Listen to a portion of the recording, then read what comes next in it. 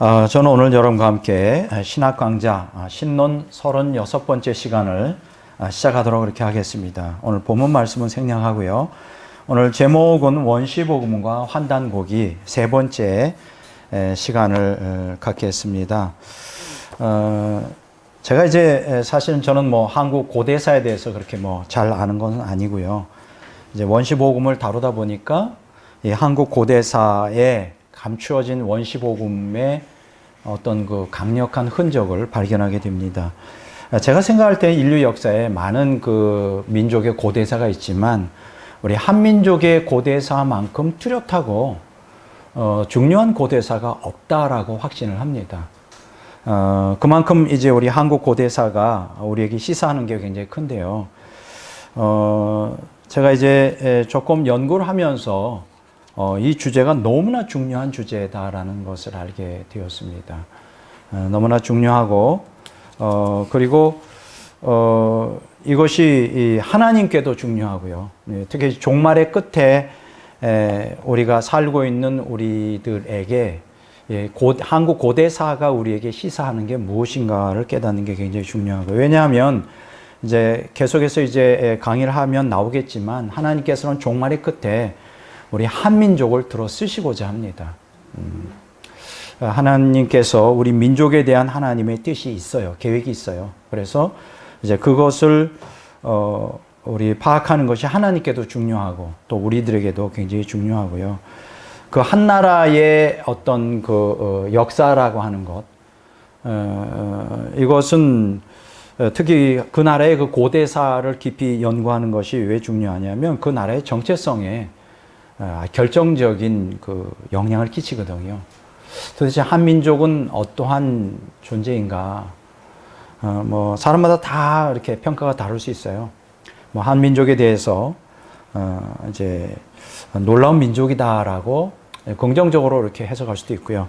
어떤 사람들은 한민족을 굉장히 평가절하를 해서 정말 신통치 않은 민족으로 이렇게 우리가 우리 자신을 평가할 수도 있습니다. 근데 제가 그 한국 고대사를 연구하면서 결론부터 말씀드리면 한국 민족은 위대한 민족이다라고 결론을 내립니다. 이렇게 말하면 좀 납득이 안 될 수 있어요. 왜냐하면 우리 한민족의 역사를 보면 오랜 역사의 그 속에서 항상 그 외적의 침략을 받았잖아요. 우리가 중국의 거대한 중국의 속국으로서 거의 항상 오랜 세월 동안 지내왔고요. 또 임진왜란 때부터 오늘 근대 일기, 현대 일기까지 일본의 또 많은 그 침략 전쟁이 있었죠. 그런 거 보면 그런 차원에서 보면 우리 한민족은 지극히 연약하고 정말 내세울 것이 없는 민족이라고 생각하기 쉽지만 그런 차원에서는 사실은 성경에 게시된 성경 구속사의 핵심적인 역할을 하는 이스라엘 역사도 마찬가지예요. 여러분들 잘 아시는 대로 이스라엘은 거의 그들의 역사, 솔로몬, 다윗부터 시작해서 솔로몬 시대에 반짝 흥황하고 그런 적은 있었지만 거의 대부분의 역사는 항상 그 강대국의, 그렇죠, 거대한 세계 제국의 속국으로 항상 이렇게 지배를 받는 상황이었죠. 그렇지만 하나님께서 이스라엘을 선택하여 구속사의 주체가 되게 하셨어요. 마찬가지로 저는 한민족은 이스라엘 역사처럼 항상 그 외적의 침략을 받고 참 어떤 그 지형학적으로, 그렇죠, 우리 한반도가 지형학적으로 그렇게 될 수밖에 없어요. 그래서 우리 자신에 대한 평가가 절하가 될 수 있지만 제가 볼 때는 하나님의 시각으로 보는 게 굉장히 중요하다, 이렇게 저는 생각을 합니다. 그래서 우리 특히 기독교인들은 한국 역사를 이해할 때 구속사적으로 이해하는 게 굉장히 중요해요. 구속사적으로. 여러분들은 잘 아시는 것처럼 지금 그 일본과의 이러한 경제 제재 때문에 사실은 굉장히 앞으로도 어려움을 많이 당할 것 같아요. 근데 저는 여기에도 하나님의 구속사적인 뜻이 있다고 생각을 합니다. 하나님께서 이 한민족을, 우리 대한민국 사람들, 특히 기독교인들을 쓰시고자 하는데 너무나 오늘 기독교가 우리 한국의 근대화와 더불어 너무 그 한국이 급속도로 경제가 발전하는 과정 가운데 너무 기독교회가 세속화됐어요. 정말 우리가 가난하고 어려울 때는 이렇게 새벽 기도도 잘하고 정말 그 어려운 가운데 하나님을 찾고 했었는데 어느 때부턴가 한국 기독교인들이 기도를 경홀히 여기기 시작하고 또 하나님을 경외하는 것에서 떠나가기 시작했어요. 그거는 이제 물질적으로 부유해지면서 뭐 이렇게 하나님을 절대적으로 의지하지 않아도 살만하니까. 이런 상태로는 하나님께서는 종말을 끝낼 수가 없습니다. 왜냐하면 이 종말의 끝에 이 모든 민족 가운데 그래도 부족하지만 그래도 쓰시고자 하는 민족이 한민족이에요. 한민족이에요. 그래도 그럼에도 불구하고 하나님에 대한 그 열정과 사랑을 갖고 있는 민족이에요. 그거는 이제 고대 한민족 고대사를 보면 우리가 알 수 있고, 우리가 1907년에 일어났던, 전후로 일어났던 영적 각성운동이나 또 비록 다수는 아니지만 일제강점기 때 신사참배를 거부했고 또 신앙을 지켰던 우리의 선배들, 그럼에도 우리 한민족의 다수는 아니지만 소수지만 주님을 뜨겁게 사랑하는 사람들이 있어요. 그러면 하나님께서 이 종말의 끝에 이 민족을 쓰시고자 하는데 그러면 어떻게 써야 돼요? 너무나 세속화가 타락됐는데 간단하죠. 고난 가운데 연단하는 거예요. 고난을 주셔서 각성하게 하시는 거예요. 그래서 제가 생각할 때 그렇습니다. 뭐 하나님이 그럼 우리 한민족을 어떻게 고난을 주실까? 여러 가지 방법이 있겠죠. 첫째가 뭘까요? 가장 강력한 방법은 전쟁이겠죠. 예. 저는 전후 세대이기 때문에 전쟁의 비참함이 얼마나 심각한지 모릅니다. 그러나 상상만 해도 끔찍한 거예요. 예. 전쟁이 하나가 있을 것이고 또 하나는 뭘까요? 경제를 치는 거죠. 예, 경제. 일단 한민족을 당금질하는데 하나님이 쓸 수 있는 방법은 두 가지라고 생각해요. 전쟁 아니면 경제. 근데 어떤 게 좀 덜 아플까요? 경제죠. 네. 전쟁보다는 100배 낫습니다. 그래서 하나님께서 우리는 자꾸만 이제 어떤 그 현상학적인 걸 보고 자꾸만 평가하는데 저희는 구속사적으로 지금 일어나는 모든 상황을 우리가 평가해 볼 필요가 있습니다. 그러면 앞으로도 분명히 한일 경제 문제 때문에 한국 경제가 굉장히 어려울 거라고, 어려워질 거라고 생각을 합니다. 하나님께서 경제를 통하여 연단하시고자 하는 의도가 있죠. 그러면 이럴 때 우리 기독교인들이 어떻게 해야 되느냐? 일본 놈, 나쁜 놈 이렇게만 단적으로만 얘기할 게 아니라 여기에 하나님이 우리 민족을 향하여 우리 기독교인들에게 어떠한 것을 원하실까요? 회개하는 거죠. 지금 오늘 한국 사람에게 경제 위기를 앞으로 큰 경제 위기들을 바라보면서 우리가 하나님 앞에 할 수 있는 가장 좋은 자세는 뭐냐? 기독교인들이 회개하는 거예요. 그동안 하나님을 사랑하지 못했고 돈을 사랑했고 세상을 사랑한 걸 돌이켜 회개운동, 기도운동이 다시 한번 일어나면 제가 생각할 때 이게 전화위복이 됩니다. 전화위복이 돼요. 그래서 저는 오늘 이 설교를, 이 강의를 시작하면서 먼저 이렇게 지금 일어나는 상황에서 우리는 어떻게 이걸 성경적으로 구속사적으로 해석할 것인가 말씀을 드렸습니다. 누굴 원망할 것이 아니라 우리는 기도해야 된다. 우리 민족이 과거에도 그랬고 지금도 그렇고 앞으로도 살아남을 수 있는 건 하나밖에 없어요. 강대국 속에서. 뭘까요? 하나님을 의지하는 거예요. 하나님께 매달리는 거예요. 이거는 국가적인 차원에서도 그렇고 개인의 차원에서도 마찬가지예요. 여러분들이 인생 살다 보면 굉장히 어려움을 많이 겪는데 그런 가운데서 할 수 있는 유일하고 최고의 방법은 뭐냐? 살아계신 하나님을 의지하는 거예요. 절대로 죽지 않습니다. 저는 그래요. 우리 대한민국에 소수지만 의인들이 있다고 믿습니다. 저들 때문에 대한민국은 절대 망하지 않습니다. 단지 어려울 뿐이에요. 오히려 그것이 전화위복이 될 거예요. 더 우리 자신을 더 정화시키는 하나의 도구가 될 것이라 확신합니다. 지난번에 이제 한중일 역사 전쟁에 대해서 공부를 했죠. 그래서 먼저 중국의 한국 고대사 왜곡에 대하여 이제 말씀을 드렸고요. 그래서 중국의 그 동북 공정이 어떻게 진행되고 있는가. 이 동북 공정이라는 건 동북 삼성. 거기가 옛날에 이제 고조선이 발원하던 곳 아닙니까? 고조선. 여러분들이 기억하셔야 될 것은 한국 민족, 한민족의 역사는 한반도에 국한시키면 안 돼요. 이게 이제 중국 사람과 또 일본 사람들이 우리를 그렇게 미혹시키는 거예요. 한민족의 역사를 한반도로 국한시키는 거예요. 절대 그렇지 않습니다. 한민족은 고조선에서 시작되는데요. 그것은 바로 동북 삼성. 지금 우리가 말한 대로 만주 지역의 이 지역으로부터 시작됩니다. 이제 우리가 잘 아는 대로 이게 바로 그 만주 지역엔 동이족이라고 하는 것이 이제 동양 문화의 최초의 민족으로서 거기 자리를 잡잖아요. 그 다음에 거기에서 요하 지방에서 큰 문화를 일으켰다 그래서 요하 문명이라고 그러고, 또 그것이 이제 홍산이라고 하는 붉은 산을 중심으로 하기 때문에 홍산 문화라고 뭐 이렇게 말을 하잖아요. 이게 동이족의 홍산 문화, 이게 바로 이제 한민족의 문화의 발원인데, 자, 거기에서 이제 큰 그 거대한 유적지가 발견하니까 이제 중국 사람들이 당황했다 이렇게 말씀드렸잖아요. 처음에는 이제 동이족을 동쪽의 오랑캐에서 아주 무시하고 굉장히 그 한족들이 자기의 그렇게 무시했던 뭐 문화였는데, 거기서 자기네들의 문화보다 더 뛰어난 문화들이 발견되니까 당황해서 바로 중국이 동북 공정을 했다 이렇게 말씀드렸잖아요. 그게 바로 자기네들의 그 과거의 그 왕족들, 중국의 왕족들이 세운 문화다 이렇게 해서 지금 조작을 하고 있다 이런 얘기를 여러분들에게 말씀을 드렸습니다.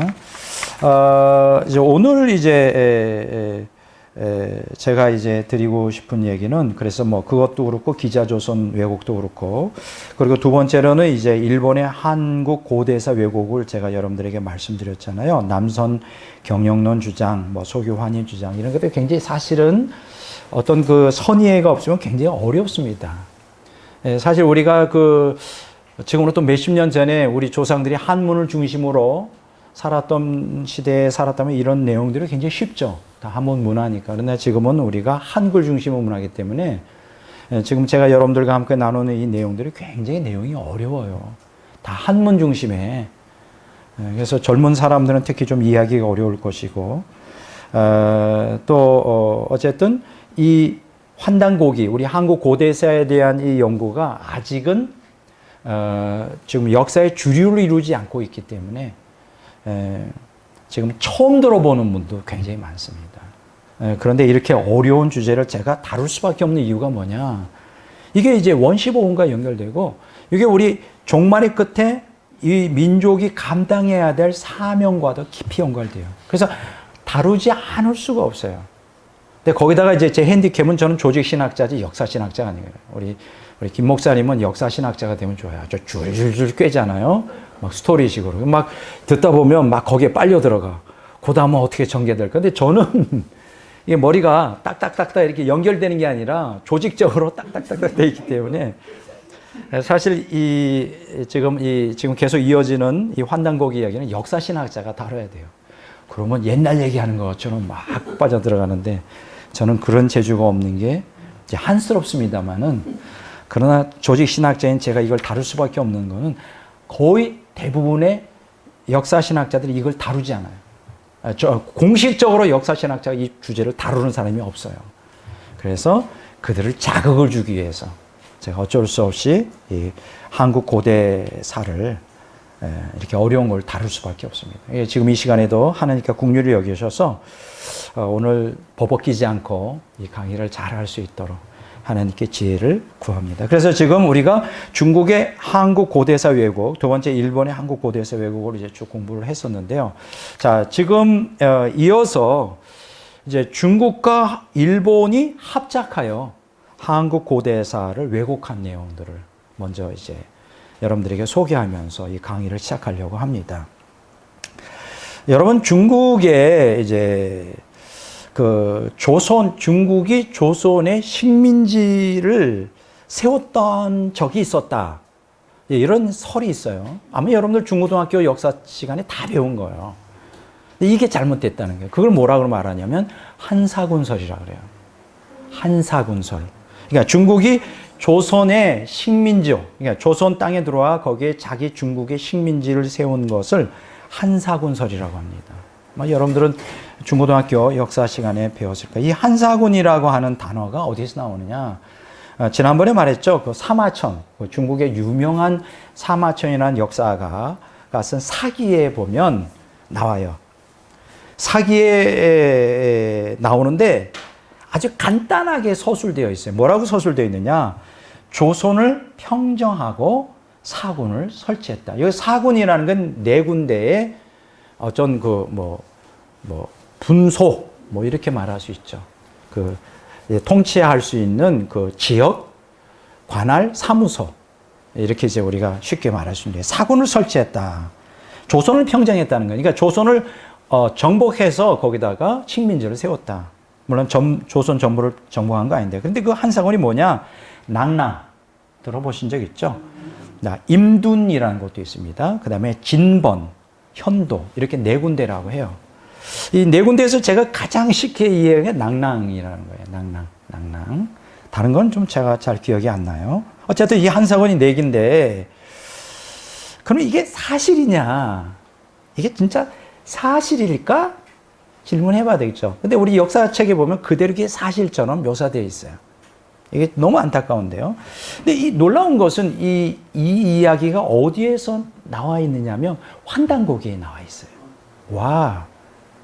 환단고기에 북부역이라고 하는 북부역이. 그러니까 부여인데 북부여. 부여는 고조선 다음에 일어나는 그 고구려 이전에 있었던 나라죠. 거기에 보면 이런 묘사가 되어 있어요. 잘 들어보세요. 한나라 무제가 우고를 멸하더니 그곳에 사군을 설치하려고 군대를 일으켜 쳐들어왔다. 이에 동명왕 고두막한이 구국의 의병을 일으켜 한나라를 격파하였다. 자, 한나라 무제가 이제 침략에 들어온 거는 사실이에요. 조선에 침략에 들어왔는데, 그래서 거기에 이제 지역을 평정하고 사군을 설치하려고 했어요.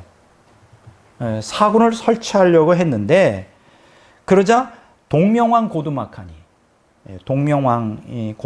이제 조선의 아주 동명왕 누구죠? 고구려죠. 예. 고두막한이 나라를 건지려고 하는 마음으로 의병을 일으켰다는 거예요. 그래서 한나라를 격파했다. 아마 이게 더 역사적으로 확실할 것입니다. 그러니까는 한나라가 그렇게 사군을 설치하려는 했던 건 역사적인 사실이에요. 그러나 세우지 못했다는 거죠. 시도는 했지만 고구려의 동명왕 고두막한이 의병을 일으켜가지고 격퇴했다.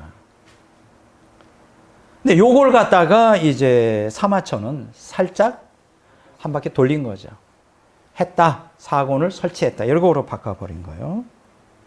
그러니까 이 기록을 앞뒤를 보면 한사군은 하나의 희망사항이었을 뿐 실현된 적이 한 번도 없었어요. 이게 역사적인 사실이에요. 그러니까 그렇기 때문에 여러분 자세히 보세요. 한사군이 설치된 적이 없었기 때문에 사마천은 한사군에 대해 구체적으로 기록하지 않아요. 요 한마디 딱 하고 있는 거예요. 만약에 실제적으로 사군을 설치했다면 거기서 어떤 정치가 이루어졌고 누가 했고 이 역사가 쭉 나올 거 아니에요. 아무리 역사적인 기록이 없어요. 그러니까 이 사마천의 사기에 기록된 이 한사군설은 가짜다. 곁기로. 왜냐하면 중국에 유리하게 그렇게 변질시킨 것이다. 자, 그런데요. 재미있는 것은 여기에 누가 또 중국의 이러한 그 식민지설에 대해 누가 또 거기다 군부를 짚이죠. 일제가 조선을 중국의 식민지였던 것으로 아직 기정사실을 하면서 이 한사군의 위치를 한술 더 떠서 어디로 얘기하느냐면 대동강 유역의 한반도 땅으로 옮겨졌다는 거예요. 대동강 유역. 평양에 있는 쪽으로 내려온 거예요. 근데 사실은 그쪽이 아니거든요. 북쪽이거든요. 북쪽인데 아주 또 왜곡을 또 해서 대동강 쪽에다가 한반도 한사군의 위치를 거기다 설정했어요. 그래서 이게 무슨 얘기죠? 한반도 땅에 들어와서 식민지를 세운 것처럼 이렇게 왜곡을 한 것입니다. 자, 결론적으로 뭡니까? 한사군설은 중국이 1차적으로 작품을 만들었고요. 작품을 만들었어요. 그것을 일본이 재차 가공하여 완전히 왜곡되고 조작된 역사를 만든 것입니다. 이해가 되죠? 참 안타까운 것은요. 저도 그렇고 여러분들도 그렇고 중고등학교 때 역사책을 배웠어요. 근데 이런 자세한 거를 배운 적이 없습니다.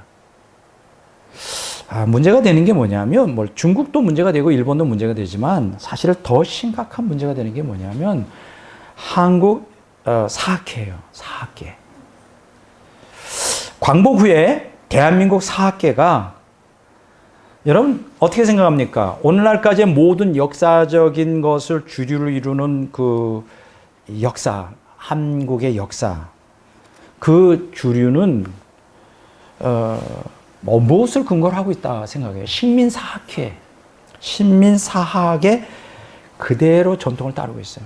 쉽게 얘기하면 중국이 왜곡하고 거기다 일본이 거기다 한 번 더 돌려서 완전히 조작해낸 그 역사, 그거를 우리 한국의 사학자들이 그대로 답습하고 있잖아요. 여러분 자세히 생각해 보세요. 우리 한국의 사학회의 그 원로들은 일제시대 때 배운 사람들이에요. 일제시대 때. 그러니까 그들이 일본 사람들이 배운 그대로 이제 제자들에게 이어져서 지금까지 그 역사가 그대로 내려오는 거예요. 그래서 여러분들이 역사책을 보면 여전히 국사교과서에서 한사군을 가르치는 걸 보게 됩니다. 이건 틀린 거예요. 그런 적이 없습니다.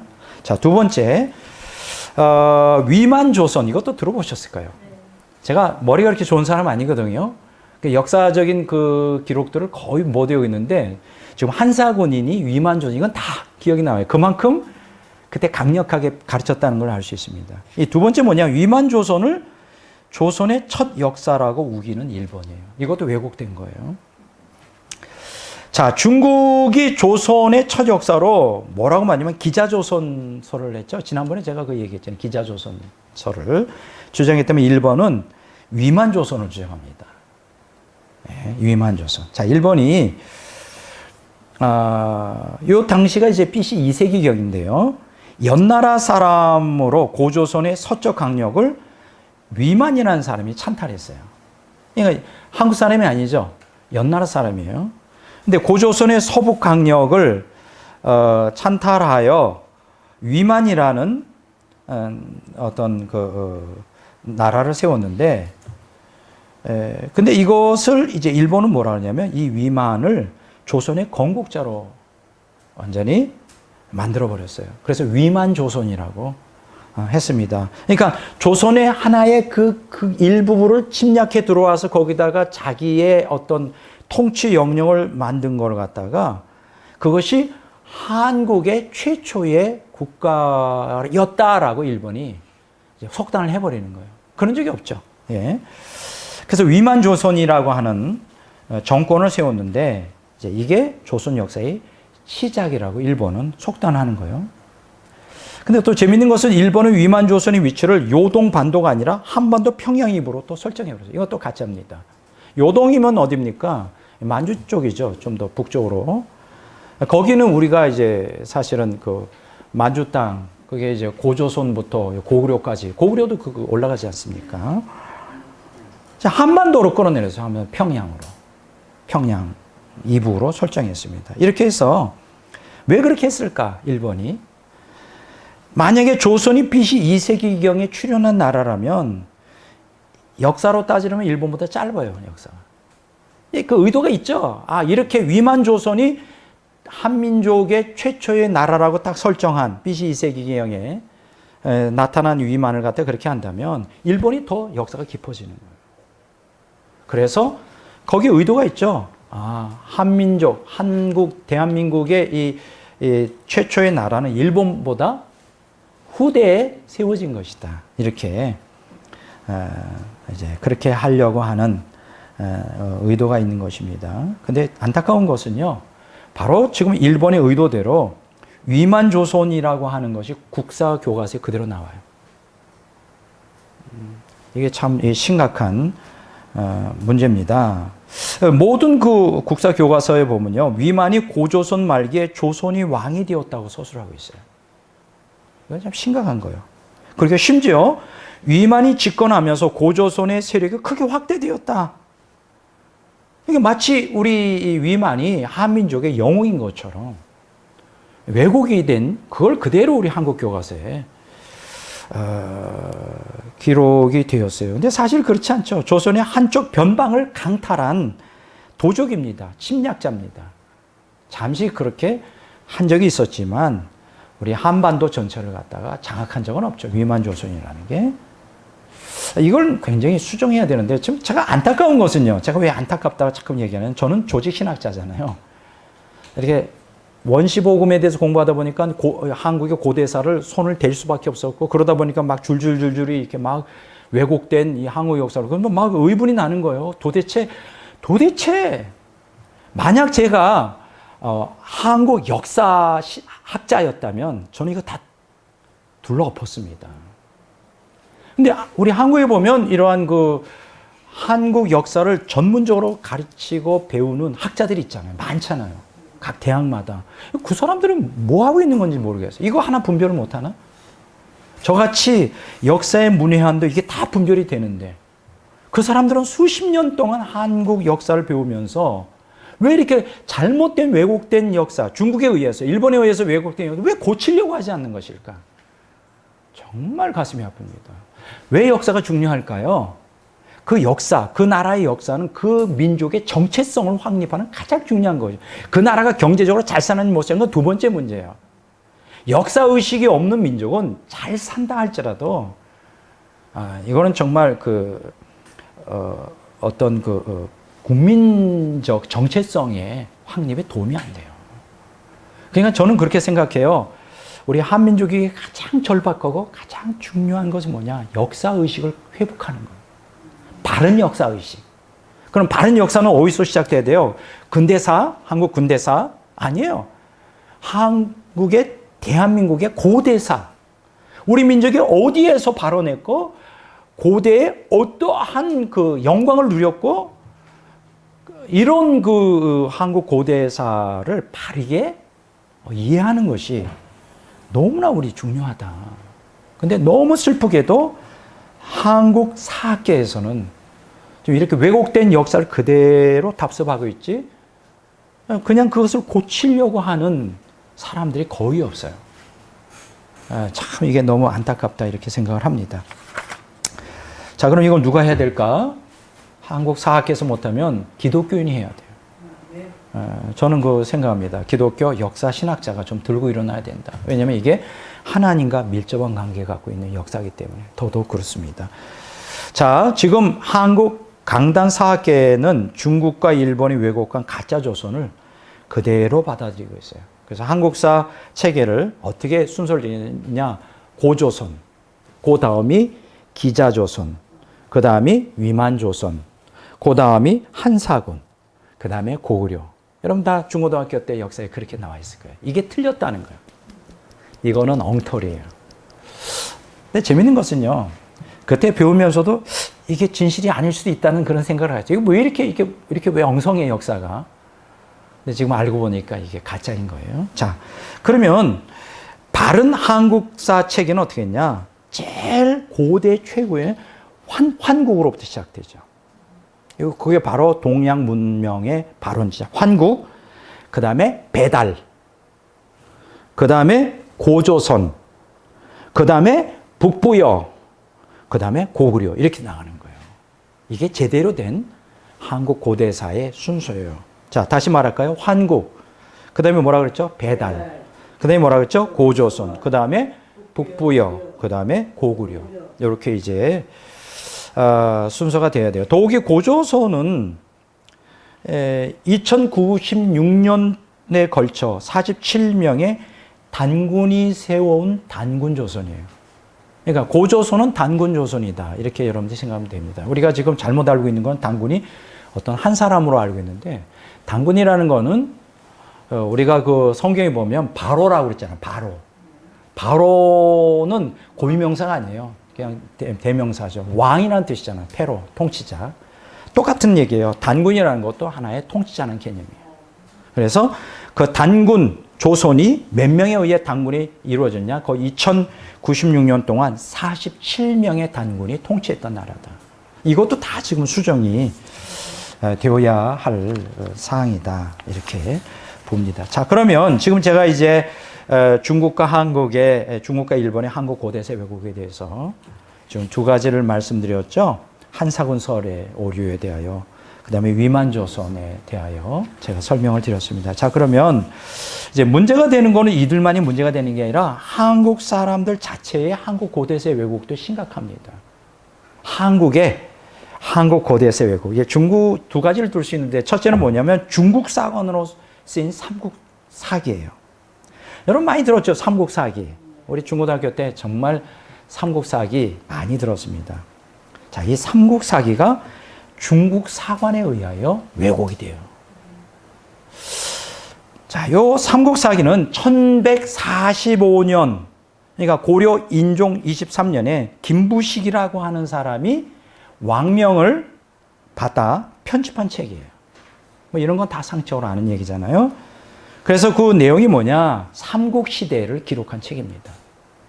삼국시대, 뭐 신라, 고구려, 신라, 백제, 뭐 이런 삼국시대를 기록한 책인데, 자, 이 삼국사기가 쓰일 당시에 누가 그 지배하고 있었냐? 금나라라고 하는 나라가 있었어요. 금나라가 천자국을 자처하며 고려를 지배하고 있었어요. 금나라가 고려를 지배하고 있었다는 거예요. 왜냐하면 삼국사기가 고려시대에 기록이 됐으니까. 자, 이런 시대를 배경으로 해서 이제 유학자 김부겸이 중화 사대주의 잣대로 우리 역사를 소술했습니다. 이게 바로 삼국사기예요. 이거 난 몰랐어요. 중고등학교 때 그냥 삼국사기 그냥 외웠지. 달달달달 외웠지. 이게 역사적인 배경이 뭔지. 이걸 가르쳐 줘야죠. 아무도 그걸 말해주는 사람이 없죠. 사대주의예요. 사대주의. 그래서 이 삼국사기에 보면 어떻게 내용이 나왔냐면, 고구려가 중국 북경을 끊임없이 침범하여 괴롭혔기 때문에 한민족이 중국의 원수가 되었다. 뭐 이런 기록들이 되어 있어요. 우리 한민족이 왜 다른 나라를 침공하고 괴롭힌 적이 있나요? 없죠. 이게 다 이제 잘못된 내용이죠. 그리고 백제와 고구려가 수나라, 당나라에 거역했기 때문에 뭐 멸망하였다.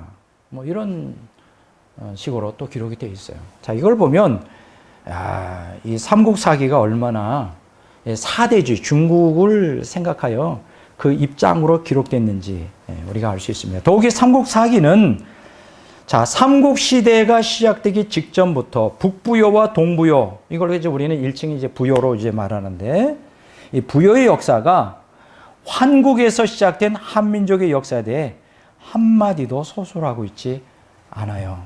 그러니까 삼국사기는 부여의 역사와 또 그 환국에서 시작된 한민족의 고대사에 대해 한마디도 얘기하고 있지 않다. 그러니까 다 생략한 것이죠. 왜 얘기 안 했을까요? 거기에 대한 지식이 없었을까? 아닙니다. 제가 이제 조금 이따 얘기하겠지만, 우리 환단 고기에 대한 역사는 아주 오래됐어요. 지식이 없어서가 아니라 왜 그랬을까? 중국을 인식해서 중국보다 환단 고기를 우리가 받아들이면 중국보다 더 뛰어난 민족이 되거든요. 그것을 알기 때문에 한민족을 폄하하기 위해서 언급을 안 한 거예요. 자, 이런 삼국사기, 이런 것들을 우린 중고등학교 때 그냥 배웠습니다. 이게 얼마나 많이 문제가 있는지 알 수 있어요. 또 한 가지 책이 있죠. 삼국사기하고 쌍수를, 삼국유사. 우리 다 알잖아요. 불교 사관으로 쓰였어요. 이게 또 문제가 불교 사관이에요. 삼국유사는 1281년 고려 충렬왕 7년 때 1년 스님이 이제 편찬한 책인데요. 자, 삼국유사는 한민족의 상고사인 환국배달, 고조선의 역사를 인정하긴 했지만 그걸 뭘로 변질을 시켰을까? 불교 사관으로 딱 각색합니다. 보세요. 아까 삼국사기도 고려시대에 기록했다 그랬죠. 삼국유사도 고려 때 기록했다 그러죠. 근데 삼국사기는 우리 한민족의 환국, 배달, 고조선의 아주 고대의 역사를 다 생략해 버렸죠. 근데 삼국유사는 환국, 배달, 고조선의 역사를 기록하긴 했는데 어떤 사관으로 기록했다고요? 불교 사관으로 변질시켜 버렸어요. 사실은요, 여러분, 우리 한국 고대사, 환국, 배달, 고조선은 그것을 불교 사관으로 해석하면 안 돼요. 이 성경적 사관, 기독교 사관으로 해석해야 이게 바른 답이 나와요. 그래서 제가 누누이 강조하는 게 뭐냐면 환단고기를 불신자라든가 이런 일반 역사가들이 이걸 연구하면 어느 정도 유익은 되겠지만 결정적으로 우리 한국 역사를 바로잡을 수가 없어요. 이건 누가 연구를 해야 되느냐? 신학자가 연구해야 됩니다. 신학자. 네. 역사 신학자가 해야 돼요. 네. 지금까지 대한민국에서 역사 신학자 중에 누구도 환단고기를 연구하려고 시도한 사람이 없었어. 이제 앞으로 그런 사람이 나타나기를 이제 바라는 것입니다. 자, 여기 심각한 게 뭐냐? 삼국유사에서 배달의 초기 역사를 신화로 전락해버려요. 전락시켜버렸어요. 배달의 초기 역사를. 곧 배달의 백성으로 귀화하고자 찾아온 두 부족이 있었는데 이 부족을 일웅일호, 이게 무슨 얘기죠? 한 마리 곰과 한 마리 호랑이 짐승으로 전락시켜버렸어요. 근데 사실 환단고기에 보면요, 일웅일호는 곰과 호랑이를 의미하는 게 아니라 곰과 호랑이를 부족의 토템으로 믿던 웅족과 호족을 그렇게 부른 거예요. 그러니까 호랑이와 곰은 호랑이 곰이 아니라 호랑이를 토템으로 믿는 부족, 또 곰을 토템으로 믿는 부족, 이 부족들을 얘기하는 거예요. 그들이 배달의 민족이 되게 해달라고 귀화를 요청하여 이제 받아들이는 과정에서 이제 그런 신화가 나온 거예요. 참 이게 문제가 되죠. 이게 이렇게 왜곡이 됩니다. 자, 특히 이제 석유 환국 옆에 붙인 위제석야라고 하는 제석을 말한다라는 주석인데요.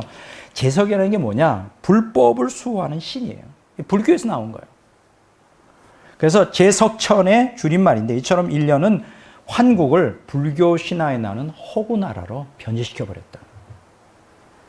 좀 어려운 주제지만 제가 무슨 의도로 얘기하는지 다 이해가 되죠. 예. 여기서 우리가 깨닫게 되는 게 뭡니까? 중국도 우리 한민족 고대사를 다 왜곡시키고 일본도 완전히 그냥 왜곡시키고 거기다가 심지어는 강단 사학자들이 모두가 다 거의 대부분이 다 그 전통을 따라 다 왜곡시켜버리고 삼국사기, 삼국유사 다 그냥 역사를 다 왜곡시켜버리고 야, 심각합니다. 근데 다행히도 환단고기라고 하는 이 책은 순수하게 고대 한국 고대사를 그대로 왜곡 없이 우리에게 전달해주고 있다. 이거 참 굉장히 하나님의 기적이라고 생각해요. 왜 기적이냐면요. 여러분 일제강점기 때 일본 사람들이 가장 우선적으로 채택했던 정책이 뭘까요? 한민족의 혼을 말살하는 거거든요. 여러분들 잘 아시는 대로 언어 같은 거 못 쓰게 했죠. 창씨개명도 했었지만 가장 중요한 게 뭔지 아십니까? 그 나라의 고대사를 말살하거나 왜곡시키는 거예요. 그 민족을 말살하려면 그냥 죽이기만 해서는 안 되고 그 혼을 빼버려야 돼요. 근데 우리 한국 고대사를 보면 우리 한민족의 그 고대사가 위대하거든요. 다른 말로 말하면 동양에서 패권 국가였거든요. 한민족이. 여러분들 우리 동양 문명하면 우리 한족이 황하 문명을 중심으로 마치 동양의 종주국인 것처럼 문명의 종주국인 것처럼 우리가 배웠잖아요. 그게 아니죠. 동이족 문화, 홍산 문화, 예, 거기가 동양 문화인데 바로 거기에서 발원하여 이제 황하 문명까지 이어지고 한족에까지 영향 끼쳐서 동양 문화를 퍼뜨리잖아요. 그 동이족 문화 누굽니까? 한민족이 근원이죠. 그러니까 한민족이 동양 문화의 원조인 거예요. 그리고 한민족이 중국의 문화의 원조고 그 주도권을 갖고 있었다는 것은 이미 다 알려진 사실인데, 일본 역시 마찬가지 아닙니까? 고조선 시대부터, 고구려 시대부터, 백제가 멸망한 시대부터 계속 한반도에서 한민족이 일본으로 넘어가 그 일본을 완전히 장악하죠. 여러분 아십니까? 천황이라고 하는 제도를 누가 만들었는지 아십니까? 한국 사람이 일본에 넘어가서 제1대 천황이 됩니다. 그러니까 천황의 그 왕족 있잖아요. 전부 다 한민족이에요. 그러니까 지금 사실은 뭐 우리 인근에 중국도 있고 러시아도 있고 일본도 있지만, 뭐 러시아는 인종이 좀 다르잖아요. 근데 사실은 어떤 측면에서는 한국 사람이 이 동양에서 주도적인 리더십을 발휘해야 되는 민족이에요. 그래서 저는 그렇게 봅니다. 오늘날 일어나는 중국과 한국과의 관계, 한국과 일본과의 관계도 이 한국 고대사의 관점으로 풀어나가면 좋겠다. 그렇게 해야 우리 한국 사람으로서 우리가 이 주변에 있는 국가들과 어떠한 자세로 저들을 대해야 되는지에 대한 답이 나오는 거예요. 그게 정체성이 확립이 안 되면 끊임없이 우리 자신도 혼란스럽고 우리 한민족도 굉장히 고통이 많은 거예요. 자, 일본 사람들이 한 가장 중요한 게 뭐냐면 이 민족 혼을 말살하는 거예요. 자, 민족 혼을 말살하는데, 일제시대 때 일본이 한국 전역에서, 대한민국 전역에서 그 서적들을 다 수집을 했어요. 그러니까 굉장히 그 학문적으로 뜻이 있는, 다 압수를 했어요. 몇 권을 압수했네요. 20여만 권을 압수했어요. 어마어마하죠. 그때 인쇄술이 발달 안 된 상태에서 많은 그 고서적들을 한국에서 모아서, 왜 압수했을까? 그걸 한국의 민족혼을 뺏기 위해서요. 그 중에 많은 서적들이 한국 고대사의 기록을 갖고 있는 거예요. 그러니까 일제시대 이전에 한국 고대사를 기록한 그 문서들이 굉장히 많았다는 거예요. 그걸 다 압수해버렸어요. 압수해서 뭐 불을 태우거나, 아마 불을 태웠죠. 그렇게 해서 이제 한국 민족혼을 이제 완전히 이제 없애려고, 그리고 돈을 엄청 들여서 한국 역사를 조작하기 위해서 역사를 연구하는 기관을 만들죠. 다 왜 그랬을까, 일본이? 한국을 갖다가 민족혼을 없애기 위해서 그래요. 자, 그런데요, 이제 지금 제가 뭘 말씀드리려고 하느냐면, 그런 어마어마한 박해와 이런 말살 정책에도 불구하고 한국의 고대사를 가장 정확하게 이렇게 서술해 주는 책이 지금까지 소멸되지 않고 보존되어 내려왔다. 저는 이것을 하나님의 기적이라고 생각해요. 그게 어떤 책인지 알아요? 바로 환단고기예요. 환단고기.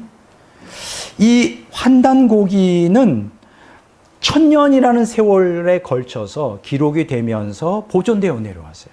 몇 년이요? 1000년. 어마어마한 겁니다. 마치 성경이 1600년 동안에 그 기록 역사를, 어떤 민족이 이런 그 민족이 있을까요? 1000년에 걸쳐서 그것이 기록이 되고, 기록이 된 것이 보존되고 지금까지 이게 없어지지 않고 저같이 이렇게 역사의 문외한인 사람에게까지도 전달되었다는 거. 이건 참 놀라운 하나님의 구속사의 섭리가 아닌가 이렇게 생각해요. 자, 오늘 저는 이 시간에 어떻게 환단고기가 1000년에 걸쳐서 우리에게 내려왔는가, 이 역사를 좀 여러분들에게 이제 설명하려고 그래요. 환단고기는 한 권으로 책으로 되어 있는 게 아니에요. 여러 단편적인 기록들이 모여진 거예요. 좀 더 구체적으로 말하면 5개의 주제로 되어 있는 5권의 책이 하나로 묶여진 것이 환단고기예요. 몇 권이요? 5권이에요. 예. 그러면 이 5권이 뭐냐? 삼성기가 2권이에요. 상하권으로 됐어요. 삼성기. 환단고기 안에. 두 번째로는 단군색이라는 것이 한 권이고요. 세 번째는 북부여기, 그러니까 부여의 역사를 기록한 게 한 권이고요. 네 번째는 이제 태백일사가 이제 한 권이고, 그렇게 해서 5권으로 되어 있어요. 이게 무슨 얘기인지 좀 모르는 분들도 있어서 제가 설명을 좀 하려고 그러는데, 먼저 삼성기 상하편이에요. 이 삼성기 상권은 무엇을 기록한 책이냐면 환국과 배달에 대하여 기록하고 있어요.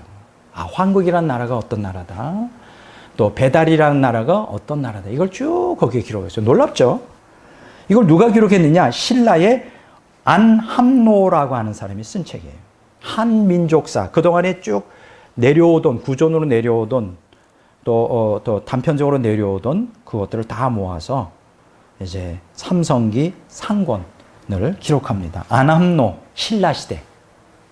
신라시대에 그런 사람이 있었어요. 그리고 이 환국과 배달을 좀 더 상세하게 기록한 책이 바로 삼성기 학원이에요. 요거는 원동중이라는 사람이 쓴 책이에요. 원동중. 처음 들어보죠? 요 삼성기 학원에 보면 환국의 12나라 이름, 그리고 배달의 18대 환웅천황의 이름, 그리고 제위연도까지 상세하게 기록하고 있어요. 이게 대단한 것입니다. 이 삼성기 상권에 보면요, 환국이 실제로 존재했던 나라라는 것을 입증하고 있어요. 그래서 거기에 이런 구절이 있어요. 오환 건국 최고. 우리 환족이 세운 나라가 가장 오래되었다. 한민족의 발원을 얘기하는 것이죠. 그리고 삼성기 학원은 석유 환국, 옛적에 환국이 있었다라는 걸 언급하면서 그 역사성을 확인하고 있어요. 이해가 되죠? 환국에 대하여, 배달에 대하여 이제 삼성기 상학원에 자세하게 설명하고 있다. 자, 세 번째 책은요, 단군세기예요. 이 단군세기는 고려의 이암이라고, 행촌 이암이 쓴 책인데요. 요거는 그 말 그대로 초대 단군부터 마지막 단군. 아까 제가 뭐라 그랬죠?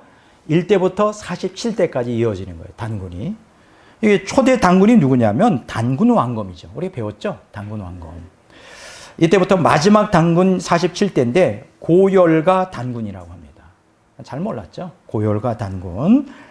요 단군의 이름들이 쫙 기록이 되어 있고요. 거기에 이들이 재위기간과 업적, 몇 년부터 몇 년까지 통치했고 이들이 업적이 무엇인지 연대기 형식으로 쫙 기술하고 있습니다. 이런 것들은 제가 중고등학교 때 다니면서 배워본 적이 없어요. 단군이 있었다는 걸 신화로 배운 적이 있었지만 이런 단군세기니 삼성기 상학원이 이런 건 듣도 보도 못한 거예요.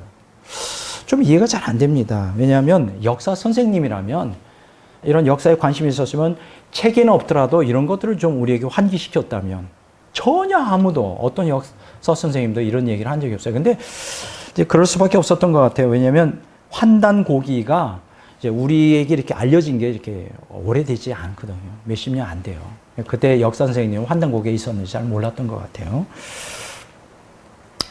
자, 그리고 고조선 역사 2096년간의 그 역사를 쭉 여기 단군세기에서 기록하고 있는데요. 1335년에 이암은 이명과 범장을 만나 한민족사 회복을 위해 역사서 집필을 결의를 합니다. 우리가 이대로 놔두면 안 되겠다. 이 한민족의 고대사를 한번 우리가 정리를 해서 집필을 해야 되겠다. 이들은 소전이라고 하는 사람으로부터 석굴 속에 감춰져 있던 고소적도를 나누어 봐죠. 그러니까 이 환단곡이 이러한 것들이 하루아침에 된 게 아니라요. 고대로부터 내려오는 이러한 바위 이런 저장소 같은데 이렇게 이런 것들이 이제 보관하고 있었던 게 있나 봐요. 이런 것들을 이제 수집해서 이제 글로써 정리하기 시작하죠. 그래서 인류 문명의 황금 시절이었던 환단 시대. 이 환단 시대가 어떤 겁니까? 환국, 배달, 고조선 이 세 개를 이제 환단 시대라고 말하는데 이것들을 이제 이 사람들이 정리해서 기록한 거예요. 그래서 이 저수를 바탕으로 하여 이암이 태백 진훈과 단군세기를, 이명은 진역 6기를, 범장은 북부여기를 저술하였다. 뭐 이렇게 이제 우리가 설명합니다. 아마 이런 얘기 처음 들어본 적이 도대체 뭔 소리야. 저는 그렇게 생각해요. 뭔 소리인지 몰라도 드시면 돼요. 일단 들어보면 나중에 기회가 되면 제가 분명히 말씀드립니다. 저에게 들은 강의가 어디에 성가는 연결돼서 그때 그 말이었지. 안 듣는 사람보다 100배 낫겠죠. 그래서 저도 사실은 어려운 내용이지만 여러분들에게 이렇게 전달하는 거예요. 자, 그러면 이제 그 단군 세기를 기록하는 데서 이제 범장의 북부여기를 기록했다는데, 이 북부여기를 조금 좀 설명하겠습니다. 이 북부여기는 고조선을 계승한 북부여를 기록한 책이에요. 간단히 나오죠. 북부여. 이 북부여를 보통 이제 부여라고도 말해요. 부여. 들어보셨죠? 부여. 예, 부여. 이 북부여의 건국 시조는 누구냐? 해모수 왕이에요. 들어보지 않았어요? 해모수라고? 어디서 들은 것 같죠? 해모수 왕. 건국 시조입니다. 북부여. 더욱이 고조선과 고구려 사이에 잃어버린 고리가 북부여임을 알게 돼요. 고조선하고 고구려 사이에 북부여가 있었구나. 예. 근데 사실 제가 중고등학교 때도 부여라는 말, 북부여라는 얘기는 들어본 것 같은데 자세한 얘기는 제가 잘 모르겠어요. 여기 보니까 연결고리구나 하는 걸 알 수가 있습니다. 근데 사실은 한국사에서 가장 파악하기 어려운 부분이 부여사거든요. 근데 이 환단고기는 부여사 전모를 이해하는데 결정적인 기여를 했다. 북부여가 어떠한 나라인지. 고려말 범장은 주권을 상실한 고려의 현실을 통탄하며 반드시 한민족사를 되찾기로 이암과 이명과 더불어 굳게 결의를 합니다. 이런 학자들이 있었기 때문에 오늘날 한국 고대사가 우리의 손까지 이어 내려왔다. 이렇게. 북부여기는 누가 쓴 거냐면 범장이라는 사람이 쓴 거예요. 예, 이렇게 여러분들이 이해하면 됩니다. 또 이 범장이라는 사람이 쓴 가섭 원부여기, 이것도 다 부여에 대한 이야기죠. 예, 그래서 그런 내용이 있고요. 다섯 번째는 뭐냐면 태백일사가 있습니다. 태백일사. 요 태백일사라고 하는 거는 뭐냐? 고대 한국사를 기록한 책이에요. 태백이 뭡니까? 클 태, 그렇죠? 큰 태에다가 백은 뭐예요? 밝을 백이죠. 그러니까 태백은 뭐예요? 동방 한민족을 가리키는요. 큰 빛. 일사라는 거 뭐예요? 일은 뭐예요? 잃어버린 역사라는 뜻이죠. 일사. 그러니까 우리 한민족의 고대 민족이 갖고 있던 역사를 잃어버렸다. 그것을 기록한 책이 태백일사. 이렇게 우리가 이걸 누가 기록했느냐? 조선 초기 이맥이라는 사람이 기록했어요. 이맥. 들어본 것 같지 않아요? 어디서? 저는 한번 들어본 것 같은데, 이맥이라는 사람. 이 태백일사는 동방 한민족의 사라진 고대 역사를 기록한 책입니다. 한민족의 고대사를 기록한 책이에요.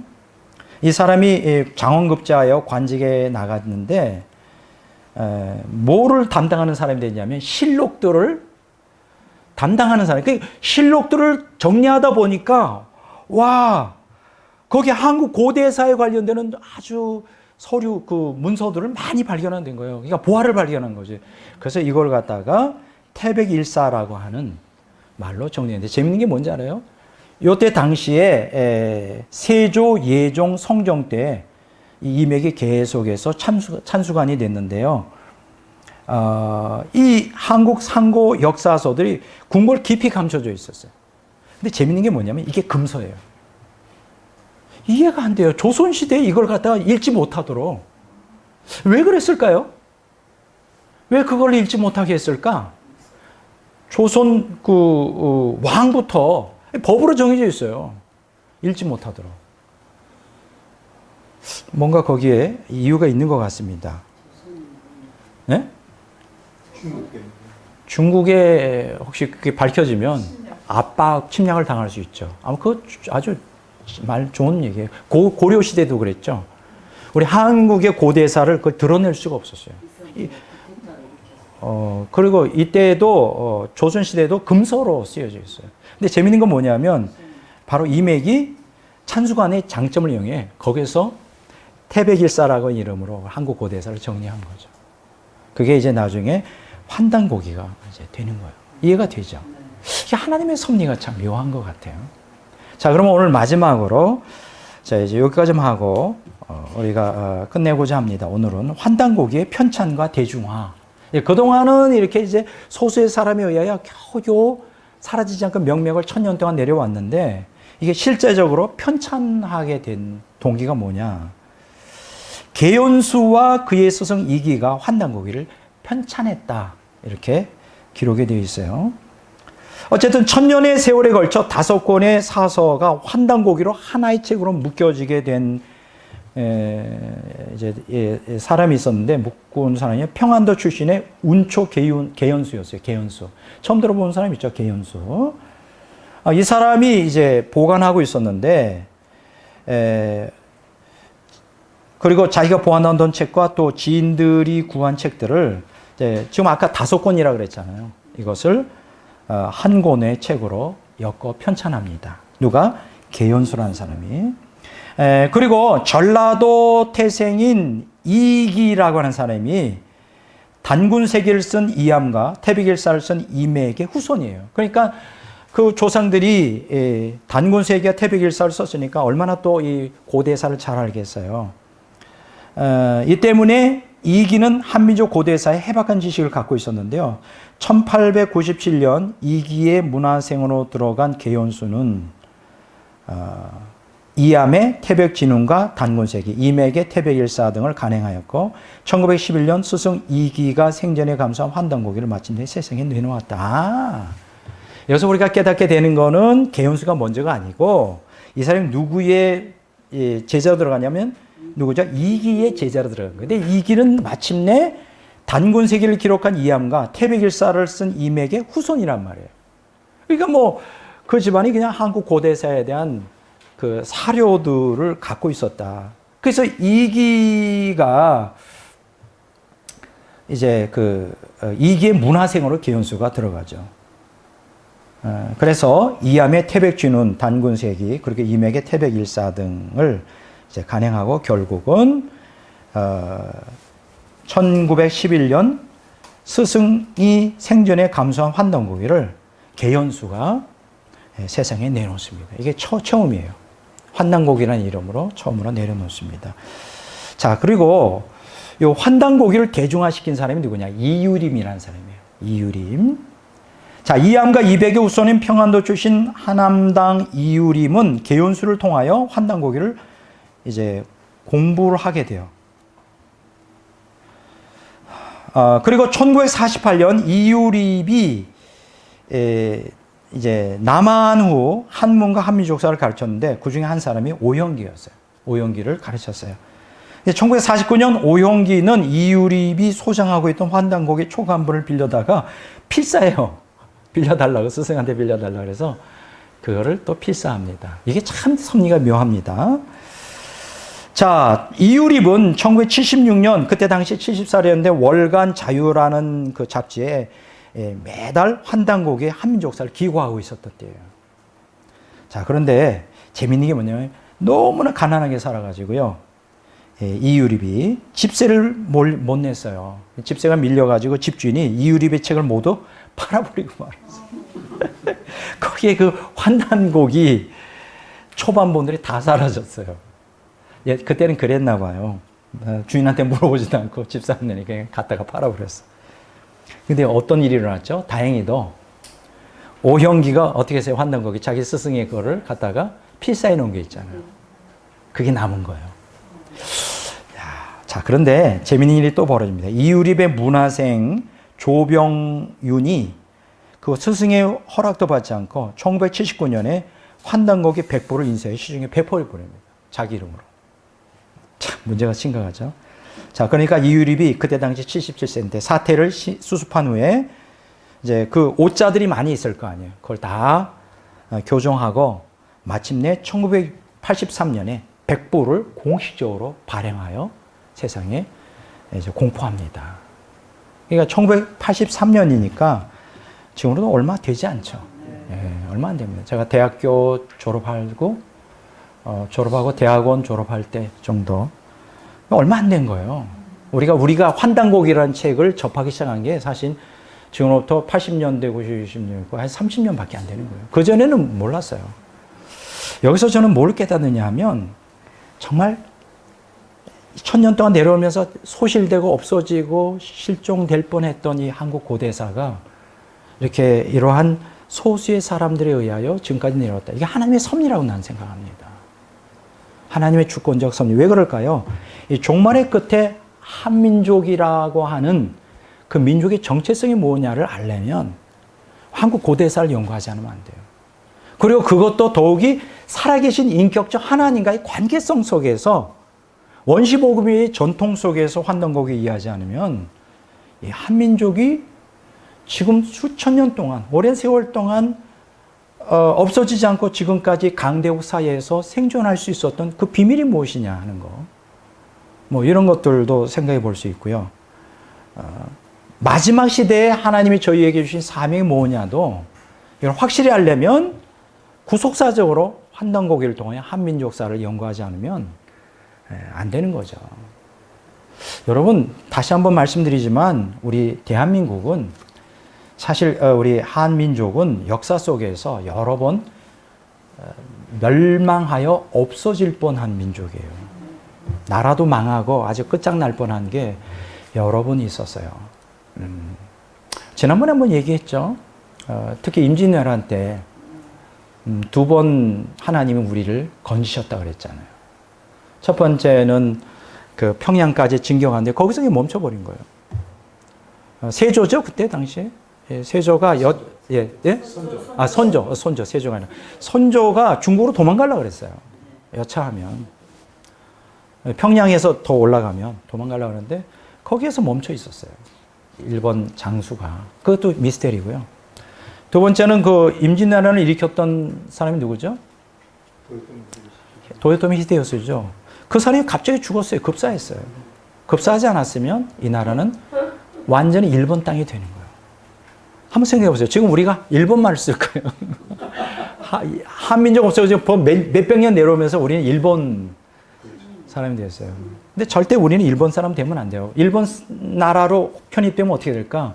기독교가 말살됩니다.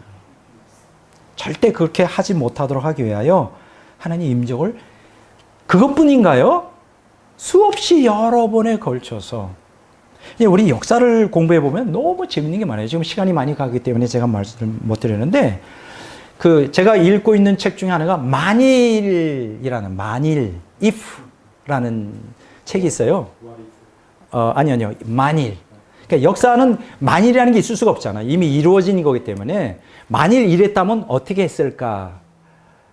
그런데 정말 우리 세계 역사가 마찬가지고요. 특히 한민족의 역사도 과거의 역사를 보면 아찔한 순간이 많이 있었어요. 예를 들면 6.25 때도 유엔군 참전에 대해서도 러시아가 그렇죠. 소련이죠 그때. 거기에 반대하면 못 오는 거 아니에요. 근데 출석 안 했잖아요. 그것도 참 기적적인 것이고요. 제가 저희가 머리가 이렇게 좋기 때문에 다 기억 못하지만 만일이라는 책에 보면 참 기가 막힌 게 있어요. 만일 일본이 일주일만 더 버텼다면 항복하지 않고 어떻게 됐을까 하는 거예요. 기독교는 다 죽었지만 그보다 더 심각한 게 일주일만 더 버텼으면 러시아가 밀고 내려왔다는 거예요. 일본에. 근데 러시아가 밀려 들어오려고 그러는데 루즈벨트 대통령이 갑자기 급서거하죠. 투르만 대통령이 하면서 그걸 경고했어요. 너희들 소련한테 경고합니다. 내려오지 마라. 내려오면 가만 안 되겠다. 그래서 못 내려온 건데 만약 루즈벨트가 있었으면 어떻게 해요? 가만히 있다가 일본이 완전히 소련 땅이 돼버리는 거예요. 이것도 문제가 되고요. 원자폭탄을 떨어뜨렸잖아요. 원자폭탄을 떨어뜨리지 못하고 만약에 러시아가 더 소련이 내려와서 원자폭탄을 일본에 쓰지 못하고 일본의 원자폭탄을 쓰고 곧바로 항복했잖아요. 항복하지 않았다면 원자폭탄을 안 썼다면 어디다 썼을까? 독일에 썼을 거라는 거예요. 그렇지 않아요? 일본에 안 썼으면 독일에 썼잖아요. 그럼 독일에 원자폭탄을 썼으면 어떤 결과가 나왔을까? 이런 거예요. 그러면 일본 땅도 소련 땅이 되고 그러다 보면 러시아, 소련이 완전히 점령했을 거라는 거예요. 예. 그렇게 되면 만약에 여러분 이렇게 생각합시다. 그렇게 되면 만약에 한국에서 전쟁이 일어났다면 만약 일본을 소련이 다 점령하고 있었다면 절대 한국 땅에 미국이 강력하게 들어올 수 없었다는 거예요. 이런 거 생각하면 굉장히 끔찍하지 않아요? 그러니까 저는 이렇게 생각해요. 성경만이 아니라 일반 역사를 배워도 거기에 하나님의 엄청난 주권과 섭리가 작용한다. 한민족은 좀 특이한 민족이다 생각해요. 우리가 위대해서가 아니라 하나님 우리를 택한 거죠. 마지막 시대. 이스라엘이 위대해서가 아니라 하나님이 이스라엘을 선민으로 택한 것처럼 우리 한민족을 택한 거예요. 복음을 전하는 나라 마지막 시대에. 그래서 저는 이런 역사를 공부하면서 너무 신비하다. 그래서 우리가 이러한 지금 우리 한국이 지금 경제적인 어려움, 이거 하나님께서 우리를 징계하시는 것이라고 생각하고요. 이럴 때 우리가 할 수 있는 가장 최선의 방법이 뭘까? 회개하는 거예요. 불신자에게 회개하라는 말이야. 기독교인이 회개하는 거예요. 하나님 이 나라를 살려주십시오. 마지막 시대에 주신 사명을 감당하는 민족 되게 해주십시오. 우리가 훌륭해서가 아니라 하나님이 우리를 택하셨습니다. 약한 자를 들어 강한 자를 부끄럽게 하시는 하나님. 이런 기도를 우리가 해야 돼요. 이런 설교가 사실은 강단에 선포돼야 돼요. 이 구속사적인 한민족의 고대사를 통하여 하나님은 우리에게 어떤 계획을 갖고 계신가, 또 지금까지 어떻게 섭리했고 앞으로 어떻게 인도하실 것인가, 뭐 이런 것들을 구속사적으로 볼 수 있는 영적 눈이 필요하죠. 제가 오늘 이제 환단 고기가 어떻게 내려오게 되었고 그동안 역사 왜곡이 많았지만 순수한 한국 고대사가 오염되지 않고 지금까지 어떻게 기적적으로 우리의 손에 오게 되었는가. 앞으로 환단고기에 대한 더 깊은 연구가 이러한 저의 강의를 통하여 좀 촉발이 되었으면 좋겠다. 기독교 안에서 이런 바람이 있습니다. 오늘 강의는 이제 제가 여기까지 하도록 그렇게 하겠습니다.